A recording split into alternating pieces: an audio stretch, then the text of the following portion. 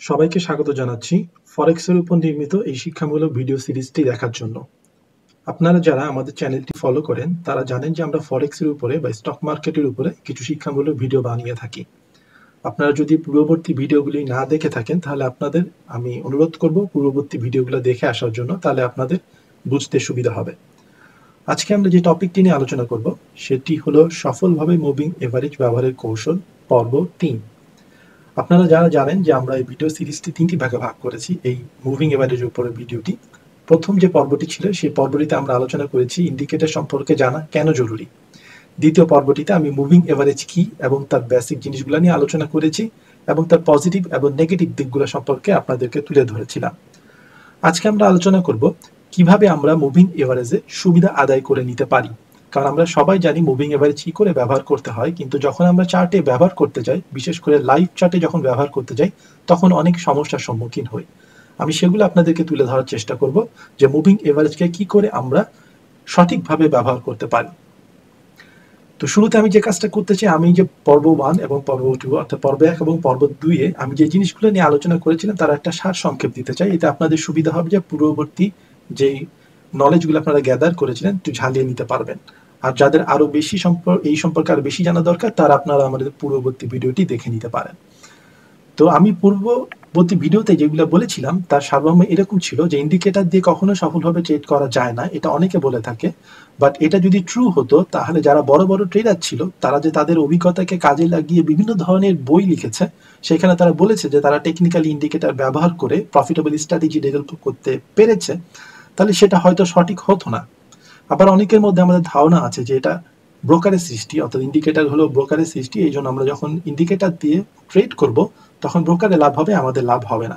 Actually এটা depend করছে, আপনার যদি ট্রেডিং স্ট্র্যাটেজি সাকসেসফুল না হয় তাহলে আপনি লস করবেন, আর যদি আপনার সাকসেসফুল ট্রেডিং স্ট্র্যাটেজি এবং সঠিক উইপন দিয়ে আপনি তৈরি করতে পারেন তাহলে আপনার ইন্ডিকেটরগুলো ঠিকভাবে কাজ করবে। দ্বিতীয়ত আমি বলেছিলাম যে ইন্ডিকেটর ব্যবহার করার আগে আপনাকে জানতে হবে যে ইন্ডিকেটরের এ বি সি কি করে কাজ করে। অর্থাৎ আপনি যদি না জানেন যে কি করে এ লিখতে হয়, কি করে বি লিখতে হয়, অথবা কি করে সি লিখতে হয়, তাহলে কিন্তু আপনি কমপ্লিট ওয়ার্ড লিখতে পারবেন না, আর কমপ্লিট ওয়ার্ড না লিখতে পারলে আপনি কমপ্লিট সেন্টেন্স লিখতে পারবেন না। অনুরূপভাবে আপনি যদি 1 2 3 না জানেন তাহলে আপনি বড় বড় অঙ্ক সলভ করতে পারবেন না। এই জন্য যখন আপনি প্রাইস অ্যাকশন ট্রেডিং বা সাপ্লাই ডিমান্ড ট্রেডিং বা প্যাটার্ন ট্রেডিং বা অ্যালগোরিদমিক ট্রেডিং এগুলো করতে যাবেন, তার আগে আপনাকে ইন্ডিকেটরগুলো সম্পর্কে জেনে নিতে হবে। ইন্ডিকেটরগুলো কিভাবে কাজ করে বা ইন্ডিকেটরগুলো কখন কাজ করে না। যখন কাজ করে না সেই জিনিসগুলোকে বাদ দিয়ে যখন কাজ করে তখন যদি আমরা সেই জিনিসগুলোকে ক্যাপচার করতে পারি বা সেইভাবে ইন্ডিকেটরকে ইউটিলাইজ করতে পারি, তাহলে দেখা যাবে ইন্ডিকেটরগুলো আমাদের মার্কেটে হয়তো কিছুটা অ্যাডভান্টেজ দিলেও দিতে পারে। এছাড়া আমি বলেছিলাম যে ফার্স্টে আপনাকে জানতে হবে যে কোন ইন্ডিকেটর কোন মার্কেটে ভালো কাজ করে। কোনো মার্কেটে হয়তো মুভিং এভারেজ ভালো কাজ করে, কোনো মার্কেটে হয়তো বলিঞ্জার ব্যান্ড, কোনো মার্কেটে হয়তো ম্যাকডি, এক এক মার্কেটে এক এক ইন্ডিকেটর ভালোভাবে কাজ করে। তো কোন মার্কেটে কোন ইন্ডিকেটর কিভাবে কাজ করে সেই সম্পর্কে যদি আপনার ধারণা থাকে তাহলে আপনারা বুঝতে পারবেন যে কখন কোন ইন্ডিকেটর ব্যবহার করতে হয়। এটার এক্সাম্পল আমি বলেছিলাম, মনে করেন আপনি এখন ফর্মুলা 1 রেসিং এ যাচ্ছেন, তাহলে আপনি নর্মাল গাড়ি নিয়ে গেলে হবে না, আপনাকে ফর্মুলা 1 গাড়ি নিয়ে যেতে হবে। কিন্তু আপনি মনে করেন যে নর্মাল ঢাকা রাস্তায় গাড়ি চালাচ্ছেন, তখন কিন্তু আপনি ফর্মুলা 1 গাড়ি দিয়ে ড্রাইভ করতে পারবেন না, তখন আপনার নর্মাল গাড়ি দরকার হবে। সেখানে আপনি একটা ফুয়েল ইফিসিয়েন্সি কার চাবেন যেখানে আপনি সব সহজেই এক জায়গা থেকে আরেক জায়গায় যেতে চান। তো এই জিনিসগুলো আমি বিস্তারিত আলোচনা করেছি আমার পর্ব 1-এ। আপনারা যারা পর্ব 1 দেখেন নাই তাহলে সেই পর্ব 1টা দেখে নিতে পারেন। এবং পর্ব 2-তে আমি আলোচনা করেছিলাম মুভিং এভারেজ কি, এবং সেটা বোঝানোর সময় বলেছিল যে মুভিং এভারেজ হলো একটা one time of average. Average বলতে আমরা বুঝে থাকি যে আমাদের কাছে যদি অনেকগুলো সংখ্যা থাকে, সেই সংখ্যাটার এভারেজ করলে আমরা একটা সম্যক ধারণা পেয়ে থাকি। সুতরাং মুভিং এভারেজও আমাদের মার্কেটে প্রাইসের একটা সম্যক ধারণা দিয়ে থাকে। এবং এটা আমি ব্যাখ্যা করার সময় বলেছিলাম যে এক এক মার্কেট এক এক রকম সিচুয়েশনে থাকে এবং এক এক মার্কেটের এক এক রকমের সিচুয়েশনের উপর আপনার সম্যক ধারণাটাও ডিফারেন্ট হতে পারে। যেমন আমি রুমের এক্সাম্পল দিয়ে বলেছিলাম, একটা রুমের মধ্যে যদি সমসাময়িক এজের অর্থাৎ কিছু কম বয়স্ক ছেলেমেয়ের গ্রুপ থাকে তাহলে তার এভারেজ অবশ্যই কম আসবে। সেই বয়সের কম এভারেজ দেখে আমি বলে দিতে পারি যেখানে কম বয়সী ছেলে মেয়ে রয়েছে। আবার আরেকটা রুমে যদি বেশি বয়সী লোকজনের এভারেজ পাই আমি, অর্থাৎ বেশি এভারেজটা যদি বেশি আসে বয়সে, তাহলে আমি বলতে পারি এখানে বেশি এভারেজ লোকের সংখ্যা বেশি। কিন্তু যদি আমাদের কাছে এরকম থাকে যে মিক্সড পিপল রয়েছে, অর্থাৎ কম বয়সীও রয়েছে বেশি বয়সীও রয়েছে, তাহলে দেখা যাবে যে এভারেজটা আমাদেরকে সম্যক ধারণা দিবে না যেখানে কি পরিমাণ অল্প বয়সী কিংবা বেশি বয়সী লোকজন রয়েছে। অনুরূপভাবে মুভিং এভারেজ ইন্ডিকেটরও আমাদের এক এক মার্কেট কন্ডিশনে কাজ করে, এবং আমরা বের করেছিলাম যে ট্রেন্ডি মার্কেটে মুভিং এভারেজ ভালোভাবে কাজ করে। এবং আমরা যখন চার্টে মুভিং এভারেজ বসাতে চাই তখন আমাদেরকে কিছু প্যারামিটার সেট করতে হয়। ফর এক্সাম্পল পিরিয়ড, কতগুলো ক্যান্ডেল, পূর্ববর্তী ক্যান্ডেল আমি আমার এভারেজ করার জন্য ব্যবহার করব, কি টাইপের মুভিং এভারেজ আমি ব্যবহার করব, সিম্পল, এক্সপোনেনশিয়াল নাকি স্মুথ, এবং কোন প্রাইসে আমি এটা ব্যবহার করব, ক্লোজিং প্রাইস, ওপেনিং প্রাইস না হাই প্রাইসে। এই জিনিসগুলো আমি পূর্ববর্তী 2 নম্বর ভিডিওতে আলোচনা করেছিলাম। এবং 2 নম্বর ভিডিও সারমর্ম আমার ছিল যে মুভিং এভারেজ আমরা ট্রেন্ড আপ, ট্রেন্ড ডাউন কিংবা রেঞ্জিং মার্কেট, এই 3টা মার্কেট আইডেন্টিফাই করতে ব্যবহার করতে পারি। কিন্তু মুভিং এভারেজটা ট্রেন্ডিং এবং ট্রেন্ডিং আপ এবং ট্রেন্ডিং ডাউন, অর্থাৎ যখন মার্কেট মুভবে থাকে, রেঞ্জে থাকে না, তখন ভালো কাজ করে থাকে। এবং এটাও বলেছিলাম যে মুভিং এভারেজ যেহেতু পাস্ট প্রাইসের উপরে তৈরি হচ্ছে, এই জন্য এটি একটি ল্যাগিং ইন্ডিকেটর। অর্থাৎ আমরা যদি মনে করে থাকি যে এটা ফিউচার মার্কেট প্রেডিক্ট করবে তাহলে ভুল, কিন্তু কোনো একটা ট্রেন্ড আইডেন্টিফাই করার জন্য মুভিং এভারেজ কিন্তু ভালোভাবে কাজ করতে পারে। তো এখন এই যে পজিটিভ দিকগুলো আমি আলোচনা করলাম এবং নেগেটিভ দিকগুলো আলোচনা করলাম, আজকের পর্বটিতে আমি দেখাবো যে কি করে আমরা পজিটিভ দিকগুলোকে ইউটিলাইজ করতে পারি, নেগেটিভ দিকগুলোকে নালিফাই করতে পারি। তাহলেই তো আমাদের একটা স্ট্র্যাটেজি সফলভাবে আমরা ডেভেলপ করতে পারবো।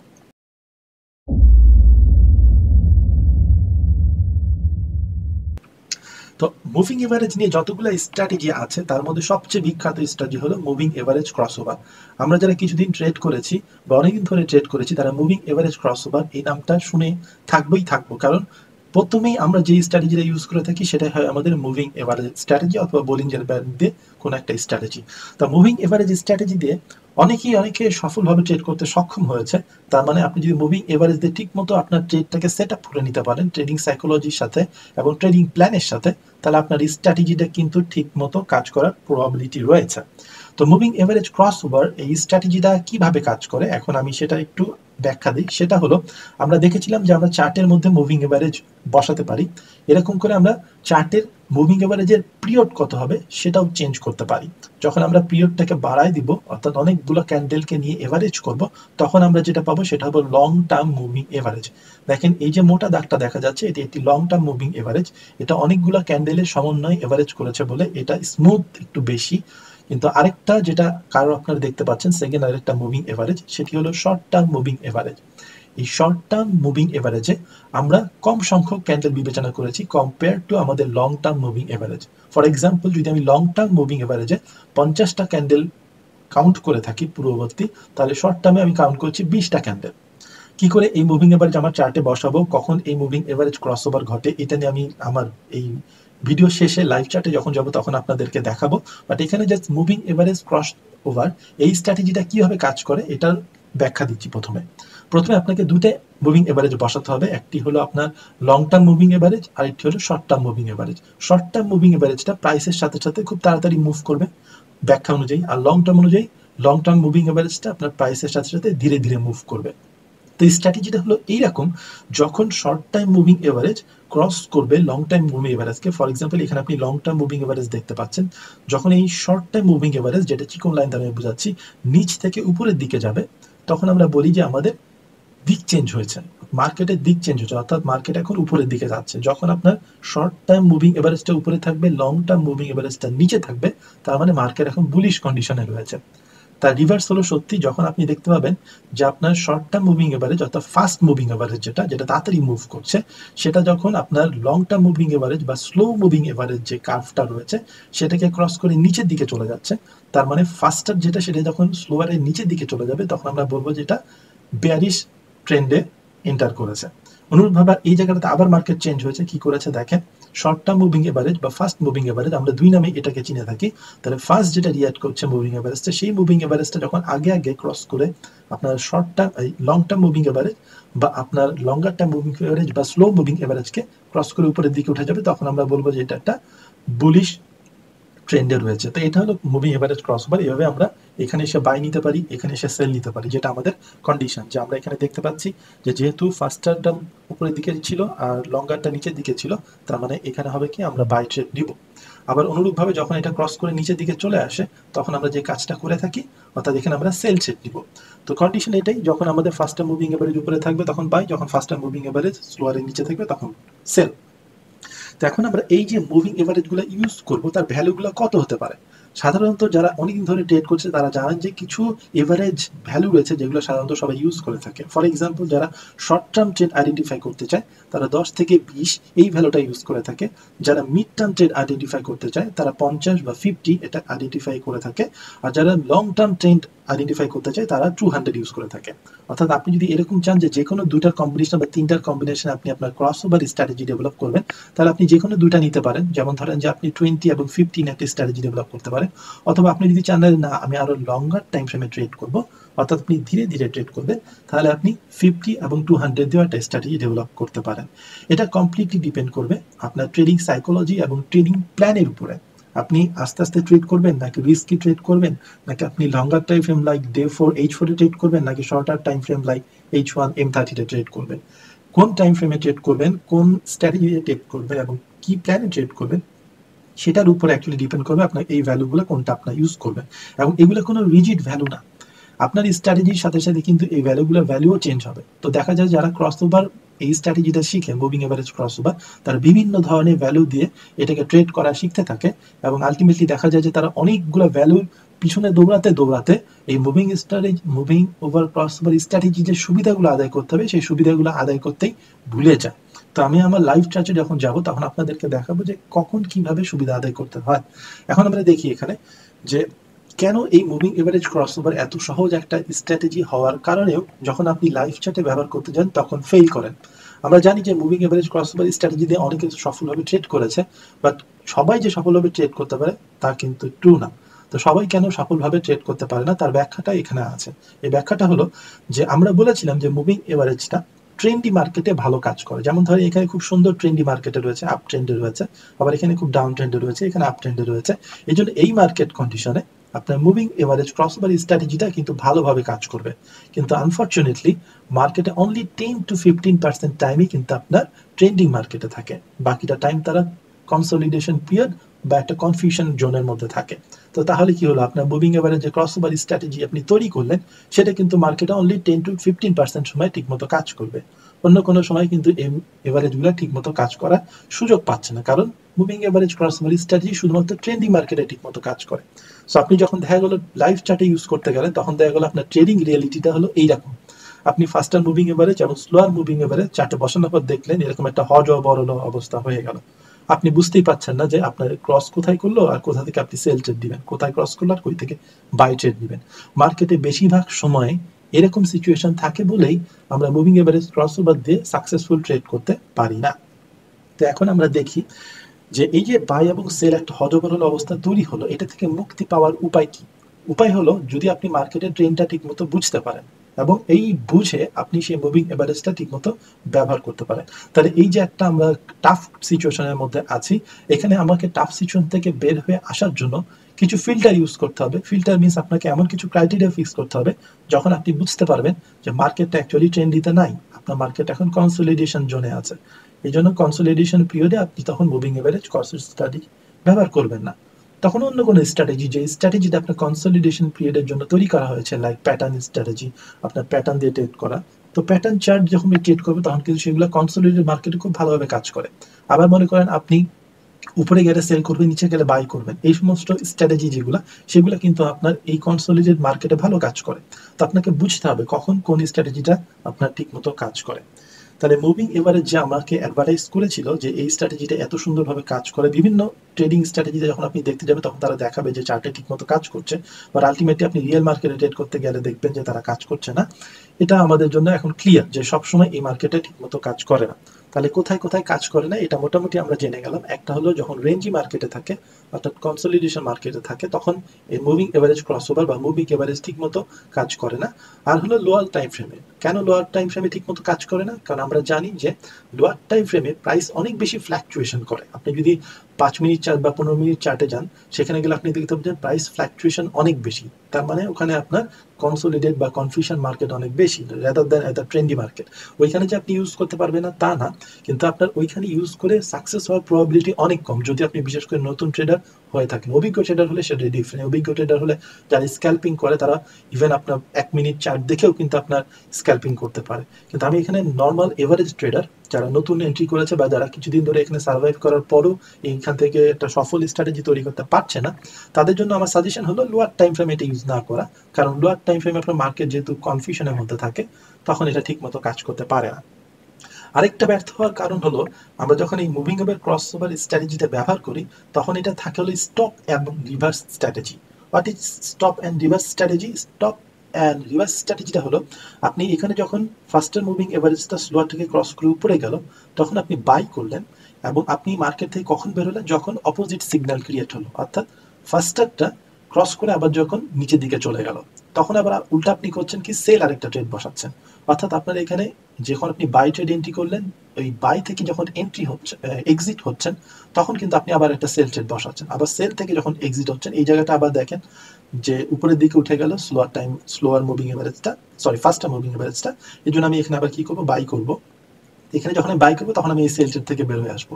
তো যখন moving average cross over strategy আমরা ইউজ করি প্রথম দিকে, তখন আমরা সবাই এই কাজটি করে থাকি, বাই সেল এভাবে করতে থাকি। এই জন্যই দেখা যায় যে আমাদের এই ধরনের মার্কেট কন্ডিশনটা তৈরি হয়, যে আমরা একবার বাই করছি, একবার সেল করছি, লস করতেই আছি। তো এই কাজটা আমরা করবো না। তো এই কাজটা না করে আমরা কি করতে পারি, সেটা নিয়ে আমি মূলত আলোচনা করব। তো যেই লাইভ স্ট্র্যাটেজি আমি যখন ব্যাখ্যা করবো, তখন আমি কতগুলো পয়েন্ট আপনাদেরকে মনে রাখার জন্য বলে দিচ্ছি।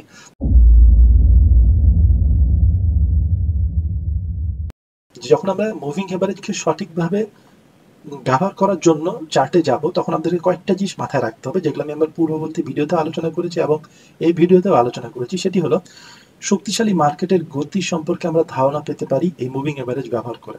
অর্থাৎ মুভিং এভারেজ আমরা তখনই ব্যবহার করবো যখন আমি দেখতে পাবো যে একটা স্ট্রং ট্রেন্ড রয়েছে, এবং তখনই আমি মুভিং এভারেজটা ব্যবহার করার চেষ্টা করব। এবং মুভিং এভারেজে আমি সঠিক সময় ট্রেড এন্ট্রি নেওয়ার ধারণা পেতে পারি। কি করে পেতে পারি এবং কখন পেতে পারি, সেটা আমি আপনাদেরকে দেখাবো। আরেকটা পয়েন্ট হলো, কম বাধা সম্পন্ন পথ খুঁজে বের করতে পারি। এটা মানে হলো, আমি যখন এর আগের ভিডিওতে দেখিয়েছিলাম যে আমরা সাপোর্ট রেজিস্ট্যান্স খুঁজে বের করতে পারি মুভিং এভারেজ দিয়ে, ডায়নামিক সাপোর্ট রেজিস্ট্যান্স, তখন আমি দেখিয়েছিলাম যদি একটা ট্রেন্ডি মার্কেটে থাকে, সেই ট্রেন্ডি মার্কেটে, যেমন আমি যদি আবার একটু ব্যাক করে যাই, ব্যাক করে দেখাতে চাই যে ট্রেন্ডি মার্কেট, ফর এক্সাম্পল এই যে ট্রেন্ডি মার্কেট, এই ট্রেন্ডি মার্কেটে যখন উপরের দিকে যাচ্ছিল, যখন নিচের দিকে নেমে আসছিল, তখন কিন্তু এই দেখেন এই মুভিং এভারেজটা একটা ডাইনামিক সাপোর্ট হিসেবে কাজ করছে। উপরের দিকে গিয়ে ব্যাক করে এখানে বাধা পেয়ে আবার উপরের দিকে গেছে। তাহলে এই যে মুভিং এভারেজ এখানে একটা ডাইনামিক সাপোর্ট কিংবা ডাইনামিক রেজিস্ট্যান্স হিসেবে কাজ করে। এই মুভিং এভারেজ দেখে তখন আমি বুঝতে পারি যে আমার সামনে কোনো বাধা আছে কিনা। যদি উপরে বাধা থাকে, তাহলে আমি বুঝে নিব যে না, এখন ওই দিকে ট্রেডটা নেওয়া যাবে না। এবং ট্রেড থেকে বের হয়ে আসার ইন্ডিকেটর হিসাবে কিন্তু মুভিং এভারেজ কাজ করে, যেটা আমি আপনাদেরকে দেখাবো যে লাইভ চ্যাটে গিয়ে, যে আমরা রেদার দেন যে এরকম যে আমি শুধু একটা বাই ট্রেডেই থাকবো এবং কিছুক্ষণ পর আমি সেল ট্রেড যখন পাবো তখন বাই ট্রেড থেকে বের হয়ে সেলে ঢুকবো, সেটা না করে যদি আমি স্টপ ট্রেডিং করি, অর্থাৎ আমি যদি মুভিং এভারেজ ভ্যালুটা এমনভাবে সেট করি যে ওই নিচে গেলে আমি ট্রেড থেকে বের হয়ে আসবো, তারপর আমি আর কোনো ট্রেড নেব না, ওয়েট করবো আবার কখন একটা সুন্দর জিনিস আমার সামনে আসে, তখন আমি আবার ট্রেড নেবো, তাহলে কিন্তু মুভিং এভারেজটা বেশ ভালোভাবে কাজ করে। তাহলে এখন আমি লাইভ চ্যাটে যাব, লাইভ চ্যাটে গিয়ে আপনাদেরকে দেখাবো, যদি একদম লাইভ চ্যাটে গিয়ে আমি দেখাতে পারছি না, বাট হিস্টোরিক্যাল লাইভ চ্যাটে গিয়ে আপনাদেরকে আমি দেখাবো যে কখন আপনারা মুভিং এভারেজ ঠিকমতো ব্যবহার করতে পারেন। এবং তার কিছু শর্ত আপনাদেরকে আমি দেখা দেওয়ার চেষ্টা করব, তারপরে আপনারা প্র্যাকটিস করবেন, প্র্যাকটিস করে আপনারা বের করার চেষ্টা করবেন যে কি করে আপনারা মুভিং এভারেজ আপনাদের মতো করে সাজিয়ে নিতে পারেন। তো আমি একটা নতুন চার্ট নিলাম, ইউরো ইউএসডি একটা নতুন চার্ট নিলাম। এই চার্টে আপনারা দেখতে পাচ্ছেন যে আমি 1 আওয়ার টাইম ফ্রেমে আছি এবং এখন আমার চার্টটা মুভ করছে, লাইভ চার্টে আছি আমরা। এখন আমরা যে কাজটা করব, প্রথমে মুভিং এভারেজ বসাবো। তো আমরা একটা স্ট্র্যাটেজির আউটলাইন করে নিই। স্ট্র্যাটেজির আউটলাইন হলো এইরকম, আমরা এখানে দুইটা মুভিং এভারেজ ব্যবহার করবো, একটা হলো স্লো মুভিং এভারেজ, একটা হলো ফাস্ট মুভিং এভারেজ। এবং আপনাদেরকে বলেছিলাম যে স্লো মুভিং এভারেজের ক্ষেত্রে আমরা সাধারণত 50 এই রেঞ্জে ভ্যালু ইউজ করতে পারি, আর ফাস্টারের ক্ষেত্রে আমরা 10 to 20 ইউজ করতে পারি। তো আমরা এই দুটো এখন আমার চার্টে বসাবো। চার্টে বসানো আপনাদেরকে আমি পূর্ববর্তী ভিডিওটি শিখিয়েছিলাম যে যখন আমরা মুভিং এভারেজ চার্ট বসাতে যাবো, তখন আমাদের ইন্ডিকেটর লিস্টে আসতে হবে, নেভিগেটরের মধ্যে এই মুভিং এভারেজটাকে আমার টেনে এখানে বসাতে হবে। বসালে প্রথমে আমি একটা স্লোয়ার মুভিং এভারেজ বসাই, তার মানে এটাকে চেঞ্জ করে আমি 50 করে দিলাম, অর্থাৎ পিরিয়ডটাকে 50 করে দেওয়ার মানে হলো আমি 50টা ক্যান্ডেলের এভারেজ বের করব।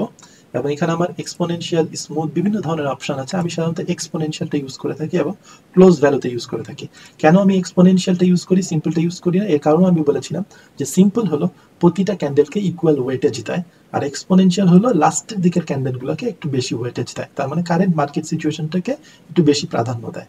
আর ক্লোজ মার্কেট এই জন্য দিলাম কারণ আমি যখন ট্রেডটা বসাবো, তখন ট্রেডটা ক্লোজ হওয়ার পরে পরেই বসাবো, এই জন্য আমার ক্লোজ দিয়ে আমি এই জিনিসটাকে আইডেন্টিফাই করলাম, অর্থাৎ অ্যাপ্লাই করবো ক্লোজিং প্রাইসে। আর এটাকে আমি কালারটা চেঞ্জ করে নীল করে দিলাম, এখানে ডার্ক ব্লু করে দিলাম, এবং যেহেতু এটি লঙ্গার টাইম ফ্রেম, অর্থাৎ এটা লঙ্গার মুভিং এভারেজ, তো স্লোয়ার মুভিং এভারেজ, এটাকে একটু মোটা করে দিলাম।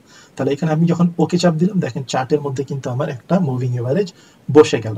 যে মুভিং এভারেজটা হলো 50টা ক্যান্ডেলের গড় করবে, কিসের গড়? ক্লোজিং প্রাইসের গড় করে সে অটোমেটিক আমার চার্টের মধ্যে বসিয়ে দিল। এবার আমার একটা দরকার শর্টার টাইম ফ্রেমের জন্য মুভিং এভারেজ, অর্থাৎ খুব কম সংখ্যক ক্যান্ডেল নিয়ে সে যেটাকে আমরা বলি ফাস্টার মুভিং এভারেজ। তো ফাস্টার মুভিং এভারেজের জন্য আমরা এখানে 20 ভ্যালু ইউজ করি, তাহলে আমি এখানে 20 বসালাম। ঠিকভাবে আমি এক্সপোনেনশিয়াল এবং ক্লোজ ইউজ করতেছি, কারণ আমি একই জিনিসই করতে চাই। এবং এখানে আমি অরেঞ্জ রেড ইউজ করছি যাতে আমি বুঝতে পারি যে কোন দিকে মার্কেটটা আছে, এবং এটা থিকনেসটা একটু কমাই দিলাম। তো আমি যখন চার্টে এটা বসালাম, তখন কিন্তু আমি সুন্দরভাবে পেয়ে গেলাম যে আমার এখানে রেড যে মুভিং এভারেজটা, সেটা হলো আমার ফাস্টার মুভিং এভারেজ, সেটা তাড়াতাড়ি মুভ করছে। যেমন ধরুন এই যে একটা ডাউন ট্রেন্ডে রয়েছে, ডাউন ট্রেন্ডে কিন্তু এই যে রেড যে লাইনটা আপনারা দেখতে পাচ্ছেন, সেটা কিন্তু তাড়াতাড়ি নেমে আসছে এই ব্লু লাইনের চেয়ে। তার মানে ব্লু লাইনটা স্লোলি মুভ করছে, বাট রেড লাইনটা তাড়াতাড়ি মুভ করছে।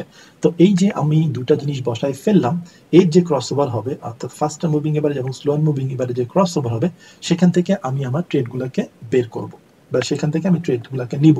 তো আমি একটা একটা করে ট্রেডিং রুল বলছি, যে ট্রেডিং রুল ফার্স্ট আমাদের কি হতে পারে।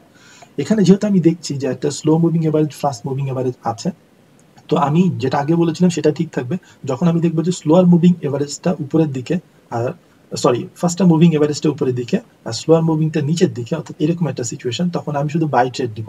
এটা হলো আমার একটা ফিল্টার, যে আমি তখনই শুধুমাত্র বাই ট্রেড দিব যখন লালটা উপরে থাকবে, নীলটা নিচে। লালটা হলো ফাস্টার, নীলটা হলো স্লোয়ার।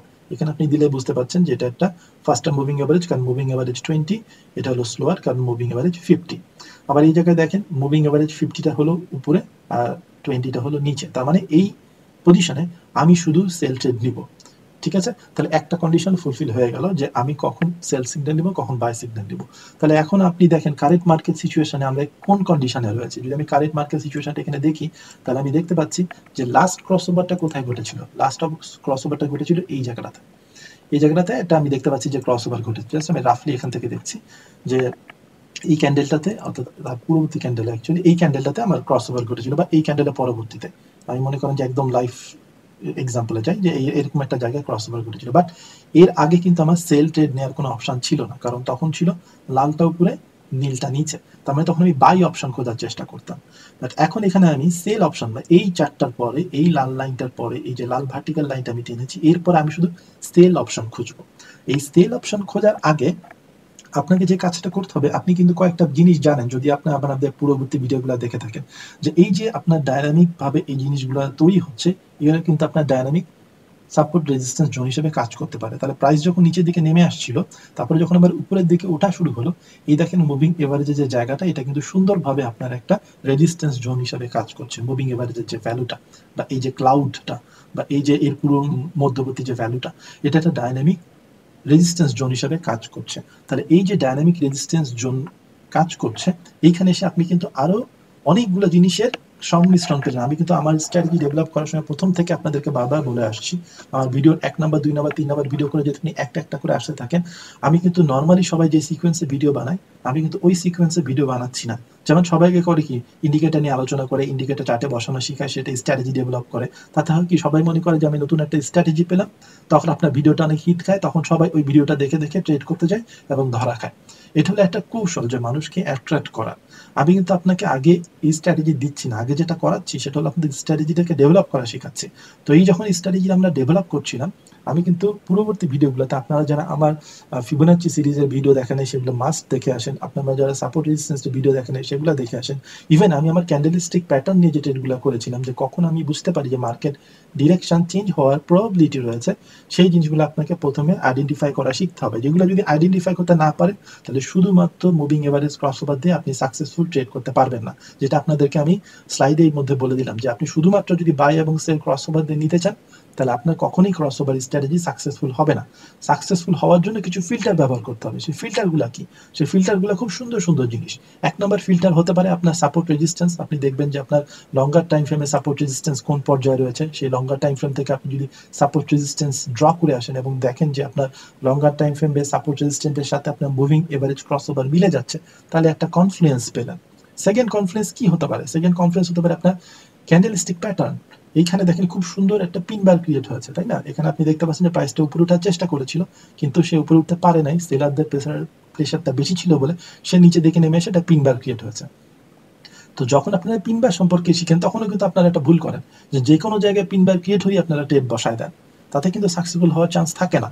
আবার মুভিং এভারেজ ক্রসওভার দিয়ে যখন আপনার এই ক্রসওভার হয়ে যায় তখনই আপনার ট্রেড বসায় দেন, তখনও কিন্তু সাকসেসফুল হওয়ার প্রবাবিলিটি থাকে না। যেমন আপনি যদি এখানে ক্রসওভার হয়েছে, এখানে যদি ক্লোজিং প্রাইস আপনি ট্রেড বসাতেন, তাহলে দেখেন আপনি কত আর্লি ট্রেড বসায় ফেলেন এবং আপনার যে মার্কেট রিটেস্ট করলো আপনার স্টপ লস হিট করে চলে গেল। ঠিক আছে? তাহলে আমাদেরকে বুঝতে হবে যে কখন কোথায় কিভাবে কোনটা ইউজ করতে হয়। তাহলে আমরা ক্রসওভার হওয়ার সাথে সাথে ট্রেড বসাবো না, আমরা ওয়েট করব, ধৈর্য ধরবো। কারণ আমি কি জানি যে এই মার্কেটটা তখন, এই মুভিং এভারেজ ক্রসওভারটা তখনই ভালোভাবে কাজ করবে যখন ট্রেন্ডি মার্কেট। তাহলে আমি ট্রেন্ডটাকে সেট হতে দিই। ট্রেন্ডটা সেট হলে তখন কিন্তু আপনার এভারেজটা ঠিক মতো কাজ করবে। ট্রেন্ড সেট হওয়ার আগেই যদি আপনি ওটা নিয়ে ট্রেড করতে যান, তাহলে আপনাদের ধরা খাওয়ার প্রবাবিলিটিটা বেশি থাকবে। তো আমি এখানে ট্রেন্ডটা সেট হতে দিলাম, তার মানে কি তাকে রিটেস্ট হয়ে দেখতে দিলাম যে সে রিটেস্ট করে উপরের দিকে চলে যায় নাকি রিটেস্ট করে সে ট্রেন্ডটাকে ধরে রাখতে পারে। যখন সেলাররা প্রেশার দিয়ে ধরে রাখতে পারবে তার মানে ডাউন ট্রেন্ডটা সেট হয়েছে। যদি তার আগেই ওটা উপরের দিকে ব্রেক করে চলে যায়, অত উপরে চলে যায়, তার মানে কি তখন মার্কেট রেঞ্জিং মার্কেটে রয়েছে। এটা আপনাদেরকে বুঝতে হবে, এটাই হলো বোঝার বিষয়। তাহলে আমি যখন দেখলাম এখানে রিটেস্ট হলো এবং রিটেস্ট হলে এই মুভিং এভারেজের কাছে এসে একটা পিন বার ক্রিয়েট হলো। পিন বার ক্রিয়েট হওয়া মানে আমি কি জানি যে এইখানে প্রাইসটা রিভার্স হতে পারে। 100% যে রিভার্স হবে তা না, তবে এখানে রিভার্স হওয়ার প্রবাবিলিটি বেশি। এবং তারপরে ক্যান্ডেলটা দেখেন, রেড ক্যান্ডেলটা এখানে, এটা হলো একটা বেয়ারিশ ইনগালফিং প্যাটার্ন। তার মানে এখানে যে বুলিশ বডিটা ছিল, যে বুলিশ বডিটা থেকে এই বেয়ারিশ বডিটা অনেক বড়। এই বড় হওয়ার কারণে আমরা এখানে দুটা প্যাটার্নের কনফার্মেশন পেলাম। একটা হলো পিনবার প্যাটার্ন আর একটা হলো বেয়ারিশ ইনগালফিং প্যাটার্ন। কোথায় পেলাম? যেই জায়গাটাতে মুভিং এভারেজ একটা ডাইনামিক রেজিস্ট্যান্স জোন হিসাবে কাজ করছে। ঠিক আছে? তাহলে এই জায়গা থেকে আপনি সেল ট্রেডটা নিতে পারেন মুভিং এভারেজ ক্রসওভার স্ট্র্যাটেজির মাধ্যমে। এখন দেখেন আপনি তার সাথে আরো কত সুন্দর একটা টুল ইউজ করতে পারেন, যেটা আপনাদেরকে আমি ফিউচার প্রাইস প্রেডিক্ট করা শিখিয়েছিলাম। যদিও আপনার মুভিং এভারেজ হলো একটি ল্যাগিং ইন্ডিকেটর, বাট এই ল্যাগিং ইন্ডিকেটর থেকে আপনি ট্রেড এন্ট্রির একটা কনফার্মেশন পেলেন যে একটা সাপোর্ট রেজিস্ট্যান্স জোনে এসেছে বা ওই মুভিং এভারেজের কাছাকাছি এসেছে এবং সেখানে একটা ক্যান্ডেলস্টিক প্যাটার্ন। এবার এর উপরে আমি আরেকটু সুন্দর স্ট্রং ইন্ডিকেটর ফিবোনাচি বসাই দিলাম।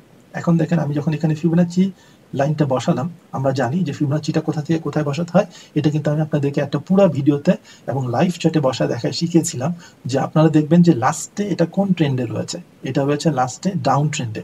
এটা যদি আপনি চোখের আন্দাজে দেখতে পারেন, যদি আপনার মুভিং এভারেজ না থাকতো, চোখের আন্দাজে কিন্তু আমরা বুঝতে পারি যে উপর থেকে নিচের দিকে নেমে আসছে, তার মানে এটা ডাউন ট্রেন্ড। আবার তার উপরে দেখেন এই মুভিং এভারেজ বলতেছে এটা ডাউন ট্রেন্ড, কারণ আপনার ফার্স্টের যে মুভিং এভারেজ সেটা নিচের দিকে আর স্লোয়ারটা উপরের দিকে।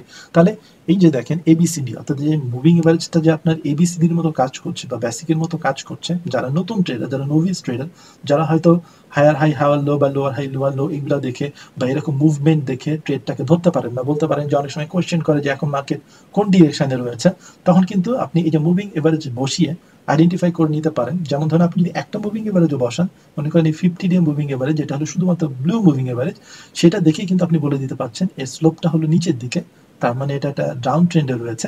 এবং এই ডাউন ট্রেন্ডে আপনি তখন মাত্র শুধুমাত্র সেল ট্রেড নেওয়ার জন্য অপরচুনিটি খুঁজবেন। সেল ট্রেডটার প্রবাবিলিটিটা বেশি থাকবে যেহেতু এটা এখন একটা ডাউন ট্রেন্ডে রয়েছে। তো এখন দেখেন এই ডাউন ট্রেন্ডে আমি এখন আমার ফিবোনাচি যখন বসাবো তখন কি করবো বলেছিলাম যে আপনাকে যে কাজটা করতে হবে উপর থেকে নিচে আসতে হবে, অর্থাৎ যেখান থেকে ট্রেডটা শুরু হয়েছিল, ট্রেনটা শুরু হয়েছিল, সেখান থেকে ধীরে ধীরে নিচে পর্যন্ত আসতে হবে। তাহলে আমি নিচে যে হায়ার যে লোয়ার এখানে পয়েন্টটা পেয়েছিলাম এই পর্যন্ত, যখন এই যে পিন বারটা ক্রিয়েট উপরে দিয়ে, তখন কিন্তু এই চার্টে এই পোর্শনটুকু ছিল না, এই জন্য আমি এই লোটাকে ধরেছিলাম। এখান থেকে এই পর্যন্ত আমি ফিবোনাচি ড্র করেছি। অনেকে তো কোয়েশ্চেন করতে পারেন কেন আমি এখানে বসাচ্ছি না। আমি যদি এখন কারেন্ট ট্রেন্ডটাকে অ্যানালিসিস করি তখন আমি এখানে বসাবো। মনে করেন আমি এখানে ট্রেড বসাই নাই, এটা আমি একটু পরে বলছি। তো আমি যখন এই জায়গাটা ছিলাম, ফর এক্সাম্পল আমি এটাকে এভাবে মুভ করাইনি, মনে করেন আমি যখন এরকম সিচুয়েশনে ছিলাম, তখন কিন্তু আমি জানি না যে এটা উপরের দিকে উঠছে, কত দূর উঠতে পারে। এই ফিউচার প্রেডিক্ট করার জন্যই কিন্তু আমার একটা স্ট্র্যাটেজি ছিল, সেটা হলো ফিবোনাচির। আমি রিটেসমেন্ট টুলে গিয়ে দেখবো যে কতটুকু রিটেস্ট করতে পারে।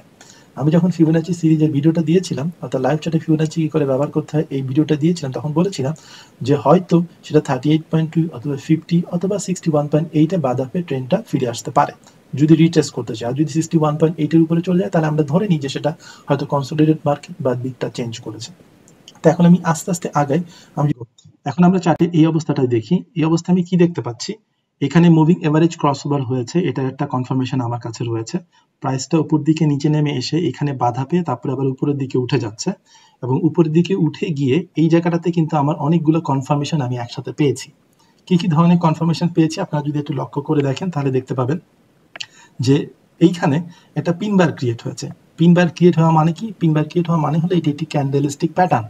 ক্যান্ডেলিস্টিক প্যাটার্ন বলতে কি বুঝে থাকে? এই পিনবারটা আমাকে বোঝাচ্ছে যে উপরের দিকে সে উপরে ওঠার চেষ্টা করেছিল, বাট এই লম্বা টেলটা নির্দেশ করছে যে সেলাররা চাপ দিয়ে তাকে নিচে নামায় দিয়েছে। তার মানে হলো এইখানে বাই এবং সেল ট্রেড যখন তারা একে অপরের সাথে ফাইট করছিল তখন কিন্তু বেয়ার এই মার্কেটে উইন হয়েছে, এবং উইন হওয়ার পরে তার পরবর্তী ক্যান্ডেলটা দেখেন, আমি কিন্তু তার পরবর্তী ক্যান্ডেলে গিয়ে দেখতে পাচ্ছি যে একটা বেয়ারিশ ইনকালফিং প্যাটার্ন ক্রিয়েট হয়েছে। এর মানে হলো মার্কেট তার দিক পরিবর্তন করতে পারে। দুটা ক্যান্ডেলিস্টিক প্যাটার্ন কনফার্মেশন এখান থেকে আমি পেলাম। দেখেন আমি কিন্তু ট্রেডটা এখান থেকে সেল বসাই নাই, বরং আমি এখানে ওয়েট করছিলাম যে কখন এটা রিট্রেস করে উপরের দিকে আসে। এটাই হলো নতুন ট্রেডার এবং অভিজ্ঞ ট্রেডারের মধ্যে পার্থক্য।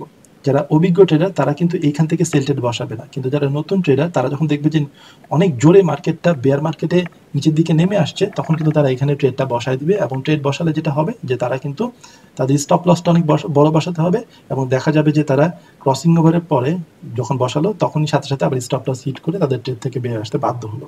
কিন্তু যারা অভিজ্ঞ ট্রেডার তারা কিন্তু ওয়েট করবে, কারণ তারা জানে যে মুভিং এভারেজটা তখনই ভালো কাজ করে যখন ট্রেন্ড ক্রিয়েট হয়। তাহলে এই ট্রেন্ড ক্রিয়েট হওয়া পর্যন্ত আপনাকে ওয়েট করতে হবে। তো ট্রেন্ড ক্রিয়েটের কনফার্মেশনটা হলো যে যখন আপনার প্রাইসটা নিচে নেমে উপরের দিকে রিটেস্ট করে আসবে, রিটেস্ট করে সেটা যদি এই 61-এর উপরে না চলে যায়, আমরা আপনাদেরকে পূর্ববর্তী ভিডিওতে দেখিয়েছিলাম, যারা ফিবোনাচি সিরিজের ভিডিওটা দেখেন নাই তারা আবার কাইন্ডলি ফিবোনাচি সিরিজের ভিডিওটা এবং লাইভ চ্যাটে কি করে ফিবোনাচি সিরিজ ব্যবহার করতে হয় সেই ভিডিওটা দেখে আসেন, তাহলে আপনাদের জন্য আইডিয়াটা ক্লিয়ার হবে। যে আমি এখান থেকে একটা রিটেস্ট জোন অলরেডি বের করে রেখেছি যে 38.2, 50 বা 61 পয়েন্টে কিন্তু বাধা পেয়ে সেটা আবার নিচের দিকে আসতে পারে যখন সেটা ডাউন ট্রেন্ডে থাকবে বা পূর্ববর্তী ট্রেন্ডটাকে ফলো করবে। কিন্তু সেটা যদি 61-কে ভেদ করে উপরের দিকে চলে যায় তখন আমি বলবো হয় সেটা কনসোলিডেটেড মার্কেটে এন্টার করলো অথবা দিক পরিবর্তন করে সম্ভাবনা রয়েছে। কিন্তু এখন এখানে দেখেন আমি কিন্তু জানি যে ফিউচারে কি হতে যাচ্ছে। তাহলে এই জায়গাটায় এসে আমি দেখতে পেলাম আমার অনেকগুলো জিনিসের কনফার্মেশন। এক হলো যে এখানে আমি ক্যান্ডেলস্টিক প্যাটার্ন পেলাম, যেটা আগেই বললাম পিনবার। দুই হলো এই 50-তে এসে অর্থাৎ ফিবোনাচির 50 লেভেলে আমি পিনবারটা পেলাম, 2 নম্বর জিনিস। 3 নম্বর জিনিস হলো মুভিং এভারেজ যে ডায়নামিক রেজিস্ট্যান্স হিসাবে কাজ করছিল, যেটা আমি আমার পূর্ববর্তী পর্ব 2-তে বলেছিলাম, সেখানেও কিন্তু আমি দেখেছিলাম যে ডায়নামিক জোন হিসাবে বা ডায়নামিক রেজিস্ট্যান্স হিসেবে কিন্তু মুভিং এভারেজ ইউজ হতে পারে। তো এখানেও দেখেন ঠিক ডায়নামিক রেজিস্ট্যান্স হিসেবে এখানে ইউজ হয়েছে। তাহলে এখন আমরা কি করবো? এখানে আমরা বাই ট্রেড বসাবো, রাইট?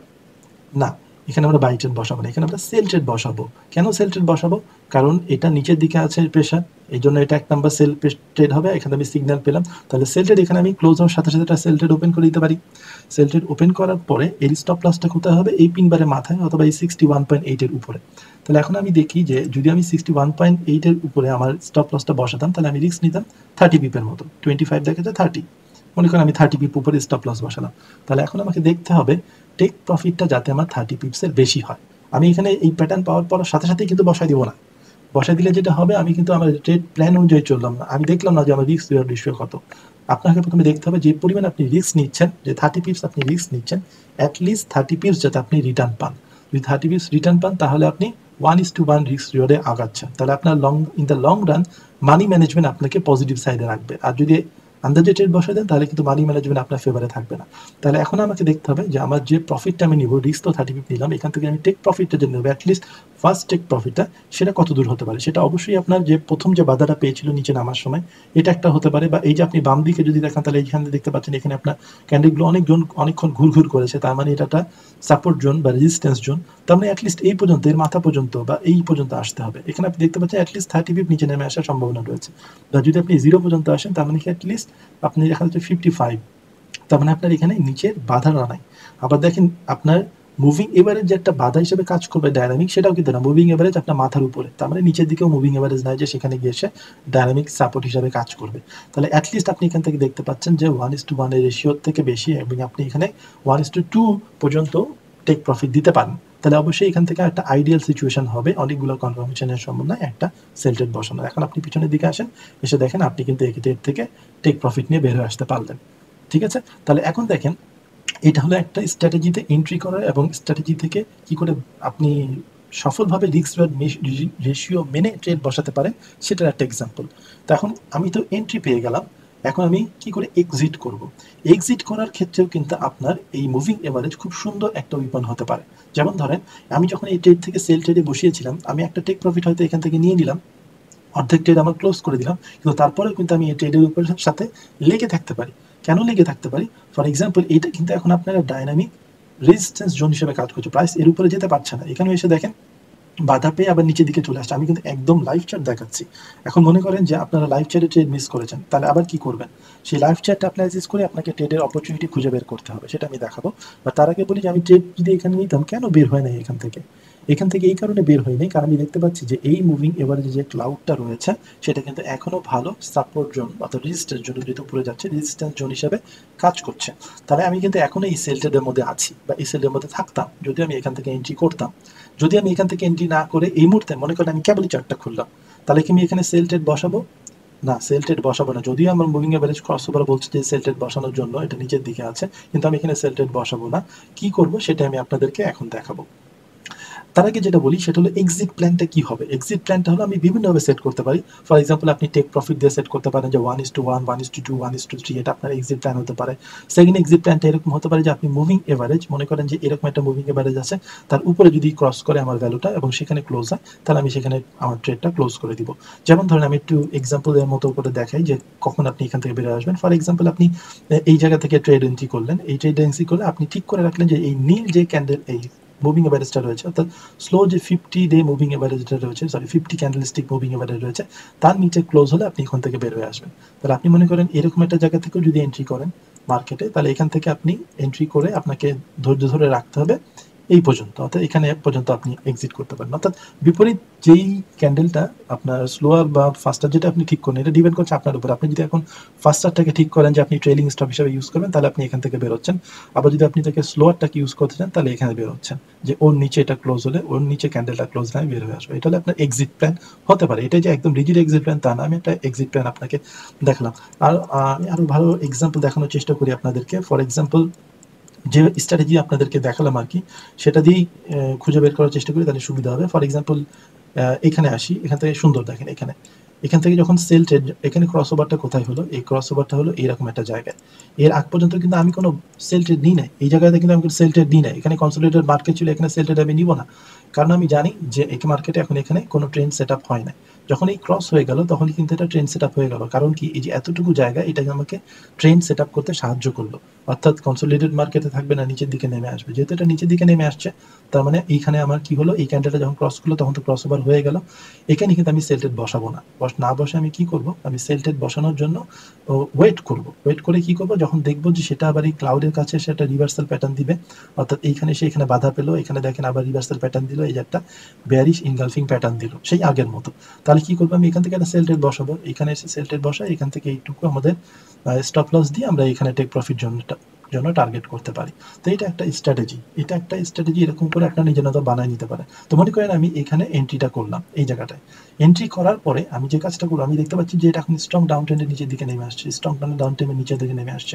তাহলে আমি ওয়েট করবো কখন এই ক্যান্ডেলটা এই ব্লু ডাগের উপরে গিয়ে ক্লোজ হয়। দেখেন এই জায়গায় এসে ব্লু ডাগের উপরে ক্লোজ হলো। তাহলে আমি যদি চারটাকে একটু ছোট করে নিই, আপনি এন্ট্রি যেখান থেকে করেছিলেন, মনে করেন আমরা এন্ট্রি করেছিলাম এরকম একটা জায়গা থেকে, এবং আপনি এক্সিট করলেন এই জায়গাতে। তার মানে আপনি এখান থেকে দেখেন যে যদি আমি দেখতে চাই কত পিপ গেল, এখান থেকে আপনি রিস্ক নিয়েছিলেন 30 পিপ, আপনি রিওয়ার্ড পেলেন হলেন কিন্তু এখানে প্রায় 200 পিপের মতো। তাহলে আপনার এই স্ট্র্যাটেজিটা হয়তো আপনার এরকম একটা ট্রেন্ডি মার্কেটে বেশ ভালোভাবে কাজ করবে। ঠিক আছে, আবার যদি মনে করেন আগের জায়গাটায় দেখি, এখানেও কি হচ্ছে, এখানেও দেখেন যে এইখানে এসে যখন ক্রস ওভারটা ঘটলো সাথে সাথে আমি ট্রেড নিই নাই, ক্রস ওভার করে যখন উপরের দিকে আসলো এসে এখানে কি করছে, একটা প্যারালাল প্যাটার্ন ক্রিয়েট করছে, একটা বুলিশ তার সাথে সাথে বিয়ারিশ প্যাটার্ন। তার মানে এখান থেকে আমি সেল ট্রেড নিতে পারি, রিস্ক কিন্তু খুবই কম, রিওয়ার্ড দেখেন কত বেশি যখন এটা ট্রেন্ডি মার্কেটে থাকবে।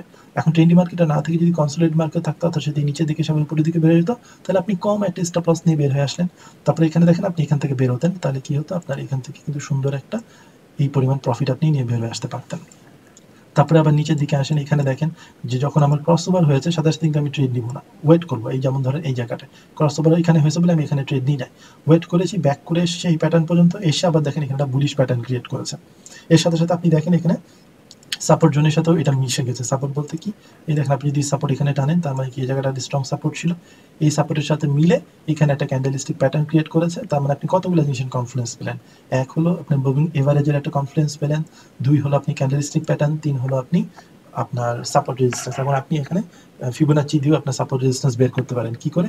কারণ আপনি এইটুকু জানেন না, আপনি এই পর্যন্ত আছেন, তাহলে আপনি ফিবোনাচিটা ড্র করবেন এই লো থেকে এই হাই পর্যন্ত, এবং এই লো থেকে হাই পর্যন্ত এখানে দেখেন 38.2 তে কিন্তু এই প্যাটার্নটা ক্রিয়েট হয়েছে। যখন এই প্যাটার্নটা আপনার ক্রিয়েট হলো আপনি কিন্তু এখান থেকে রিস্ক নিতে পারেন কোন পর্যন্ত, এই 38.2 থেকে 61.8 পর্যন্ত। যদি আপনি রিস্ক নেন তাহলে রিওয়ার্ড কিন্তু আপনার অ্যাটলিস্ট যদি এই পর্যন্ত আসেন তাহলে 2:1 এর বেশি।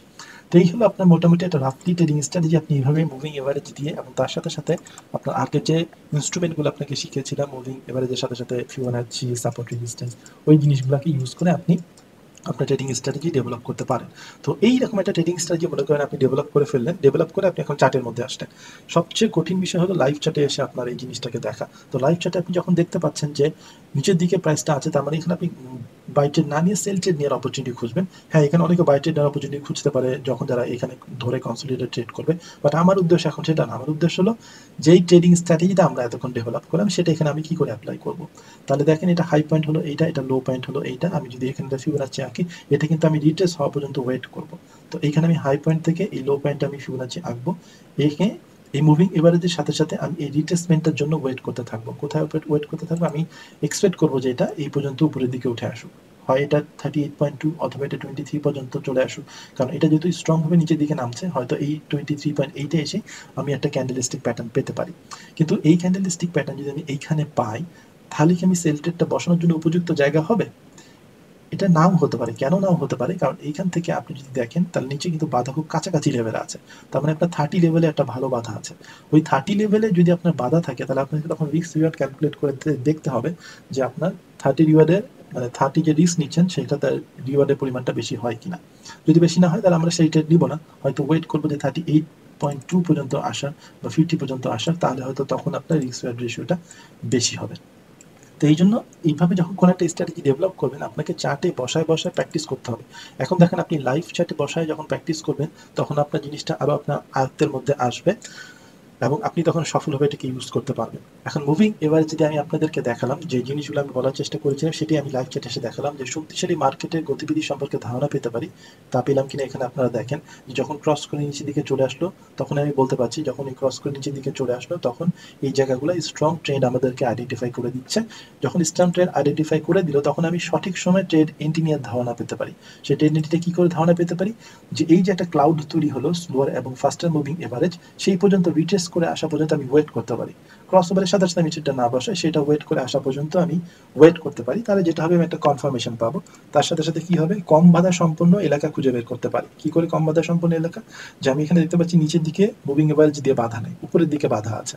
তার মানে কি আমি নিচের দিকে ট্রেড নিতে পারি, নিচের দিকে ট্রেড নেই আমার জন্য ফেভারেবল, এবং ট্রেড থেকে বের হয়ে আসার ইন্ডিকেটর হিসেবেও কাজ করতে পারি। যেটা আমি বললাম যে কোনো মুভিং এভারেজ হয়তো আপনার 20-50 না হয় আপনি নিজের মতো করে বের করে যে কোন মুভিং এভারেজটা ব্যবহার করে আপনি ট্রেডিং স্টপ করতে পারেন। অর্থাৎ ওই মুভিং এভারেজের নিচে ক্যান্ডেলটা ক্লোজ হলে, মনে করেন এই লালটা যদি আপনি ইউজ করেন তাহলে লালের নিচে এই ক্যান্ডেলটা ক্লোজ হলো তার মানে আপনি এখান থেকে বের হয়ে আসবেন।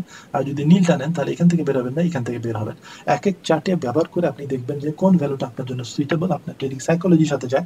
কারণ আমি এখানে একটা এক্সাম্পল দিলাম H1 চার্টে, আর আরবিটারি এক্সাম্পল আপনি যেটা daily time frame, H4 time frame, এরকম জায়গাগুলোকে ব্যবহার করে দেখেন। এখন দেখেন আপনাদেরকে আমি দেখালাম কোথায় এটা ঠিকভাবে কাজ করছে। এর দায়িত্ব, এর সাথে সাথে আমার দায়িত্ব হলো আপনাদেরকে দেখানো কোথায় ঠিক মতো কাজ করছে না। তাহলে আমরা একটু চারটা ব্যাক করে এসে দেখি যে কোথায় ঠিক মতো কাজ করছে না, নাহলে তো আপনি বুঝতে পারবেন না যে শুধুমাত্র এই স্ট্র্যাটেজি দিয়ে আপনি এখানে অনেক ভালো ভালো স্ট্র্যাটেজি ট্রেড দেখতে পাচ্ছি আমি। সো আমি একটা খারাপ জায়গা খুঁজে বের করার চেষ্টা করি। এই যেমন ধরে এখানে একটা খারাপ জায়গা, যখন আপনি এই জায়গাটায় ট্রেড করতে যাবেন তখন দেখতে পাচ্ছেন কি মুভিং এভারেজ উপরের দিকে নির্দেশ করছে, উপরের দিকে গেল, নিচের দিকে গেল, আবার নিচের দিকে ক্লোজ হলো, আবার এটা উপরে গেল, আবার নিচে গেল, আবার উপরে গেল, নিচে গেল। আপনি যদি ওই স্ট্র্যাটেজি আপনি এটাকে ডেভেলপ করলেন, ট্রেড করতে যান, দেন তাহলে ওই যে আপনার হজবরল যে চার্টটা দেখাচ্ছিলাম সেরকম অবস্থা হয়ে গেল। তাহলে আপনি যদি এটা ঠিক করতেন যে উপরে গেলে বাই নিব, নিচে গেলে সেল নিব, তাহলে দেখেন এখানে একটা বাই বসাতেন, একটা সেল বসাতেন, বাই বসাতেন, সেল বসাতেন, বাই বসাতেন, সেল বসাতেন, আপনার ট্রেডিং অ্যাকাউন্ট জিরো হয়ে যেত এই শুধুমাত্র স্টপ লস খেতে খেতে। কিন্তু আমরা কি করেছিলাম, না আমি তো এই জায়গা থেকে বাই ট্রেড নিব না, কারণ হলো সরি সেল ট্রেড নিব না, যদিও এটা স্ট্রং নিচের ভাবে নিচে নেমে আসছে, এই জন্য সেল ট্রেড নিই, কারণ তখন এটাকে ক্রস করে নেয়, এই ফার্স্টারটা এখনো স্লোয়ারটাকে ক্রস করে আসে নাই। কোথায় ক্রস করেছে? এই জায়গাটায় ক্রস করেছে, দেখেন ঠিক এই জায়গাটায় ক্রস করেছে। তার আগ পর্যন্ত আমার এইখান থেকে শুধুমাত্র বাই ট্রেড নেওয়ার অপরচুনিটি আমি খুঁজবো, সেল ট্রেড না। তাহলে এইখানে যে আপনার নিচে নেমে আসলো, নিচে নেমে আসলো, নিচে নেমে আসলো, এই যে ট্রেডগুলো আপনার ফিল্টার আউট হয়ে গেল, অটোমেটিক্যালি আপনার স্ট্র্যাটেজি আপনার ট্রেডগুলোকে ফিল্টার আউট করে দিল। 2 নম্বর হলো আমি এখানে শুধুমাত্র বাই ট্রেড নিতাম, আমি ধরে নিলাম যে শুধুমাত্র আপনারা বাই ট্রেডগুলোই নিলেন, তাহলে যখন আপনারা ফিল্টার আউট করলেন না, তখন দেখা গেলো 1 2 3 4 5 6 7 8টা ট্রেড নিতেন, কিন্তু যখন ফিল্টার আউট করলেন তার সাথে সাথে 1 2 3 4 4টা ট্রেড নালিফাই হয়ে গেল। তার মানে কি আপনার লস করার প্রবাবিলিটি 50% অলরেডি কমেই গেল। তার উপরে আপনাকে আমি বলেছিলাম এখানে আপনি প্যাটার্ন খুঁজবেন বাই ট্রেড নেওয়ার জন্য। এখন এখানে দেখেন তো কোনো প্যাটার্ন আপনি পেয়েছেন কিনা, কোনো প্যাটার্ন কিন্তু পান নাই, রাদার দেন শুধু এই জায়গাটায় আপনি কি পেলেন, একটা প্যাটার্ন পেয়েছিলেন যেটা হলো বুলিশ ইনগালফিং প্যাটার্ন। হয়তো আপনি শুধুমাত্র এই একটা ট্রেডেই লস করতে পারতেন, তাও লস করতেন না যদি আপনি এখান থেকে ঠিক করতেন আপনার টেক প্রফিট কত হবে 19 থেকে 20। আপনার যদি 1:1 হতো, কারণ আপনি এখানে বাধা দেখতে পাচ্ছেন, তাহলে কি হতো, আপনি এখান থেকে 1:1 টেক প্রফিট নিয়েও সফলভাবে বের হয়ে আসতে পারতেন। তাহলে এই দেখেন এই যে এত একটা বাজে সিচুয়েশন ছিল মার্কেটে, যেখানে আপনার moving average cross over 100% fail করবে, সেখানেও কিন্তু আপনি শুধুমাত্র ফিল্টারগুলো ইউজ করার কারণে বের হয়ে আসতে পারলেন যে কখন কোন ট্রেডটা নেবেন। আপনার লসের পরিমাণ আপ টু 50% কমে আসলে, অনেক ক্ষেত্রে আপনার 80% পর্যন্ত কমে আসতে পারে, আর যদি আপনি অ্যাডভান্স লেভেলের ট্রেডার হন তাহলে তো 100% পর্যন্ত কমে আসতে পারে। তারপরে দেখেন এখানে যখন সেল ট্রেড অপরচুনিটি কি হলো, তখন আমি এখান থেকে শুধুমাত্র সেল ট্রেড নেওয়ার চিন্তা ভাবনা করবো। সেল ট্রেডটা কোথা থেকে নিব, এখানে দেখেন একটা বেয়ারিশ ইনগালফিং প্যাটার্ন হলো, এখান থেকে সেল ট্রেডটা নিব। তাহলে এইভাবে আপনারা প্রাইসটা বসান আপনার চার্টে বসে বসে প্র্যাকটিস করেন, প্র্যাকটিস করে করে আপনি দেখতে পাবেন যে কিছু কিছু রুল আপনার জন্য ভালো কাজ করবে। এই জিনিসটা কিন্তু সবার জন্য একভাবে কাজ করবে না, আমি আবার বলে দিচ্ছি, এটা কি কেউ 100% একটা রিজিড রুল মনে করে কেউ এটাকে ঠিক করে নেবেন না যে আমি শুধুমাত্র এটা দিয়ে ট্রেড করবো। এইটা বরং আমি একটা স্ট্র্যাটেজি ডেভেলপ করা শিখালাম আপনাকে, যে কি করে মুভিং এভারেজটা নেগেটিভ দিকগুলোকে বাদ দিয়ে, যে আমরা নেগেটিভ দিকগুলোকে আমরা শিখেছি সেগুলোকে বাদ দিয়ে শুধুমাত্র পজিটিভ দিকগুলোকে অ্যাকাউন্ট করে আমি সেখান থেকে একটা স্ট্র্যাটেজি ডেভেলপ করলাম। তো এইভাবে ইন্ডিকেটর দিয়ে কিন্তু আপনি সফলভাবে স্ট্র্যাটেজি ডেভেলপ করতে পারেন, যদি আপনার মার্কেট কন্ডিশন বা মার্কেট বোঝার ক্ষমতা থাকে, এবং তার সাথে সাথে আপনি আরও অনেক কিছু লাইক আপনার চার্ট প্যাটার্ন, লাইক আপনার ফিবোনাচি টুল, এগুলো আপনি আপনার সাথে যদি ইউজ করেন, তাহলে এর রিভার্স ঘটনা আমি বলতে পারি, যারা মনে করেন শুধুমাত্র ফিবোনাচি টুল ধরে ইউজ করেন বা প্রাইস অ্যাকশন দেখে ট্রেড করেন, প্রাইস অ্যাকশন মানে তো হলো আপনার ক্যান্ডেলস্টিক প্যাটার্ন এবং সাপোর্ট রেজিস্ট্যান্স দেখে ট্রেড করা, তারাও কিন্তু এই মুভিং এভারেজটাকে একটা উইপন হিসেবে ইউজ করতে পারেন। মুভিং এভারেজ বসায় নিয়ে দেখলেন যে ডাইনামিক সাপোর্ট রেজিস্ট্যান্স আপনার কাছাকাছি আছে কিনা, বা মার্কেট আপনার কন্ডিশনে আছে কিনা। তো এই হলো যে আপনার একটা ইন্ডিকেটারকে কি করে আপনার ট্রেডিং উইপন হিসাবে ইউজ করতে পারেন। তো আশা করি মোটামুটি আপনাদের মুভিং এভারেজের ব্যবহারটা সম্পর্কে একটু আইডিয়া পেলেন। ইন ফিউচারে হয়তো আমি মুভিং এভারেজ নিয়ে যখন আরও কিছু ডিপ অ্যানালিসিস করবো, আর মুভিং এভারেজকে আরও কিছুভাবে ইউজ করা যায় টেকনিকগুলোকে দেখাবো, বা যখন আমি ট্রেডিং স্ট্র্যাটেজি অন্য কোনো ইন্ডিকেটার বা অন্য কোনো ট্রেডিং স্ট্র্যাটেজি ডেভেলপ করবো, তখন এর আরও ব্যবহারগুলো আপনাদেরকে শিখাবো। আপাতত এতটুকুই থাক, আশা করি ভিডিওটা আপনাদের কিছুটা হলেও কাজে লাগবে। আমি আমি আপনাদের ফিডব্যাকের অপেক্ষায় থাকলাম। আর নেক্সট কি নিয়ে ভিডিও বানানো যেতে পারে এই মুহূর্তে, সেটা একটা আপনার যদি সাজেশন দেন সেটা বেটার হয়। আমার নিজের তো প্ল্যান আছেই, সেই প্ল্যানে আমি সেটাকে আগায় রাখতে পারি, হয়তো বা দেখা যাবে যে অনেকে কোনো একটা জিনিস নিয়ে জানতে চাচ্ছেন, সেটা হয়তো এখন আপনাদেরকে বলে দিলে সুবিধা হয়, কারণ এখন আপনারা অনেক টাইম স্পেন্ড করতে পারছেন ট্রেড শেখার জন্য। তাহলে আমি সেই টপিকটা নিয়ে আলোচনা করব, সেই টপিকটা নিয়ে আলোচনা করে আমি আপনাদেরকে যথাসাধ্য গাইড করার চেষ্টা করব। ধন্যবাদ সবাইকে। আজকে ভিডিওটা অনেক বড় হয়ে গেল, এই পর্যন্ত যারা ছিলেন তারা হয়তো কিছুটা হলেও কিছু শিখতে পেরেছেন। আর সবাই সবাই সাবধানে থাকবেন, নিরাপদে থাকবেন এবং বাসার মধ্যে থাকবেন, কারণ এই মুহূর্তে বাসায় থাকা অনেক জরুরি একটা ব্যাপার। আপনারা যাতে বাসায় থাকতে পারেন এবং কিছুটা ইফেক্টিভ কিছু টাইম স্পেন্ড করতে পারেন, এই জন্য আমি খুব কষ্ট করে হলেও ভিডিওটা তাড়াতাড়ি বানানোর চেষ্টা করলাম। আশা করি আপনারা এই ভিডিওটা দেখবেন এবং কিছুটা সময় হলেও যদি ঘরের মধ্যে আটকে থাকেন, তাহলে আমার এই ভিডিও বানানোটা সার্থক হবে। ধন্যবাদ সবাইকে।